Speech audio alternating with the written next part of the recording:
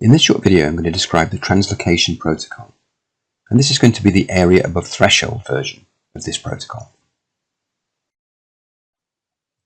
So I'm starting from the count size panel, and I'm selecting the Protocols button and choosing the option to browse protocols.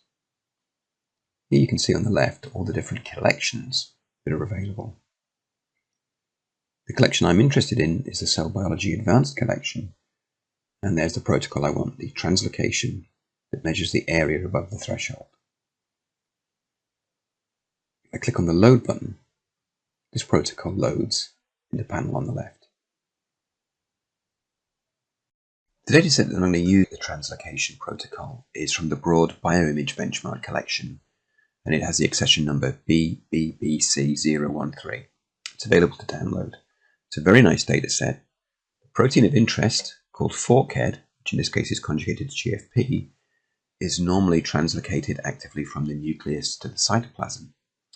Now in this dataset, the experimenters have used two agonists which inhibit this translocation, so we expect to see the distribution go from a cytoplasmic distribution to become more nuclear. So you can see the agonists are applied in doubling concentrations in each well from 3 to 11 on the plate. There are also some wells that are dedicated to negative controls and positive controls. Here's my imported dataset, and these are the composite controls, showing two channels, one for GFP and one for DAPI. This is the plate viewer that I can use to navigate around this dataset. First step is setup, and it's important at this point that I have setup mode selected. Here we see a little warning saying that the protocol doesn't see the correct channels. Nothing to worry about, just means I have to hit the sync button, and then the channels in my dataset will become synchronized with the protocol. So after doing this, you see the channels update. Now I need to select the appropriate channels to detect nuclei and cells. Now I'm using DAPI to detect both nuclei and cells. If you have a whole cell stain, you could use that to detect cells. I've also set the channel for my translocation target, which is GFP. Having correctly configured the channels, I'm ready to move on and hit next step.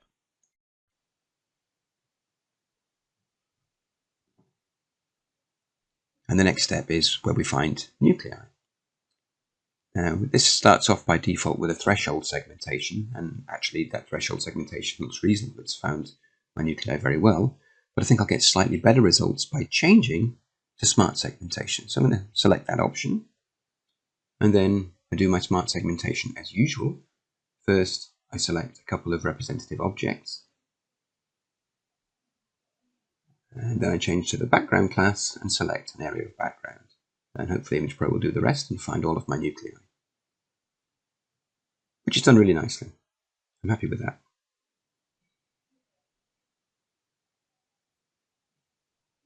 So now I can add a filter for area. So I want to add a minimum size filter. That's going to exclude all small objects, bits of debris, bits of noise, things that I don't want to include in my protocol. And I can also add a split option. I'm going to use the boundary shape option. Notice that when I change options that affect the count, the apply button becomes activated, and I can hit it to test my changes. I'm happy with that, so I can hit next step. The next step, step 3, is where we find our cells. And we're going to find our cells by finding our nuclei and then assuming that our cellular area surrounds each nucleus. And we start with smart segmentation, so as before, I'm going to select a couple of representative objects and an area of background. And hopefully Image Pro will find our cells. It's done a reasonable job. I think there's perhaps a bit too much background being selected here, so we'll add an extra background region, and yeah, that resolves the issue. Now we've found our cells perfectly. Now I'm going to add a grow option. So we're going to find our cellular area by growing the region around each nucleus. So here I'm setting this to 50, and I'm adding a ring option, which means the nucleus will be extracted from the area that we grow.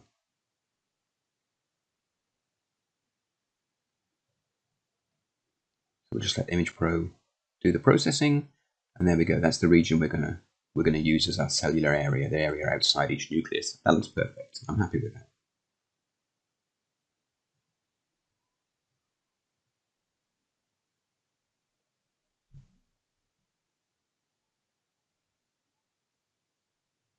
So with that step complete, I can move on. I can hit next step.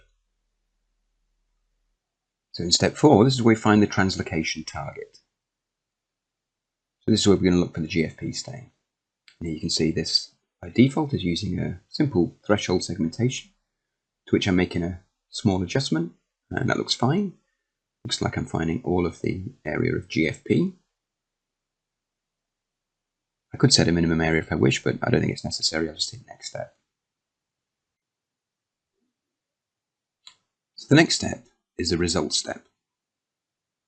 This is where we configure the way we can display the results which are in the data collector. And we have several options. So if we click on Auto Show Results, we can choose from this list of different displays of data collector output types. And I really like the heat map, so I'm going to use the heat map and I think the block display as well, which I find quite useful. So here's my heat map, and I now need to configure how the heat map will be displayed.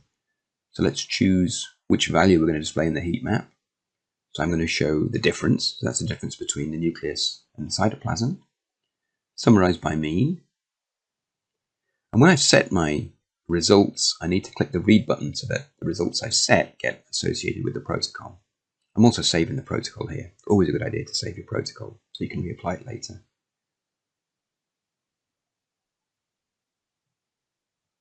And that brings me to the end. So the protocol is now configured and ready to be run on the whole plate.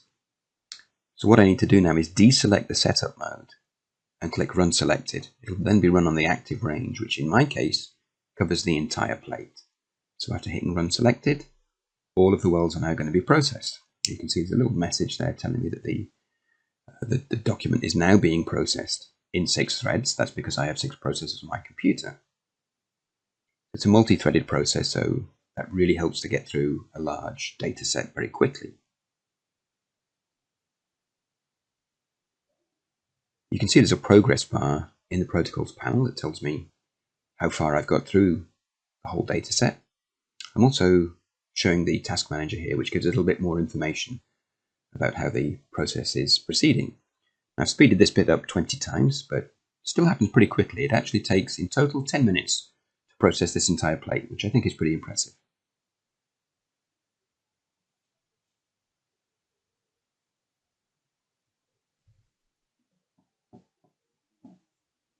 So here you see when the progress bar reaches 100%, the results are automatically generated and the heat map is displayed and populated. Data collector is fully populated with 1 entry per image that we've analyzed, and you can also see the block display on the right. Let's return to the plate map and compare it to the heat map that we've generated using our protocol in Image Pro. First, if we look at the regions of positive controls, here on the heat map, we're seeing a large difference between the intensity of the nucleus and the cytoplasm. Just a reminder, this heat map is showing the difference between the nucleus and the cytoplasm. If we look at the negative controls, here we're seeing a low difference. Effectively, the nucleus in these areas is darker than the cytoplasm. And if we look at the whole plate, on all of these rows A to H, we're showing agonist increase between columns 3 and 12. And this is reflected in our heat map by an increasing difference between the nucleus and the cytoplasm, between columns 3 and 12. So it's a really nice confirmation that we're seeing exactly what we expect to see using our protocol. So that brings me to the end of the video. Thank you very much for joining me. I hope you found the video informative. If you have any questions, contact Media Cybernetics and we will be happy to help.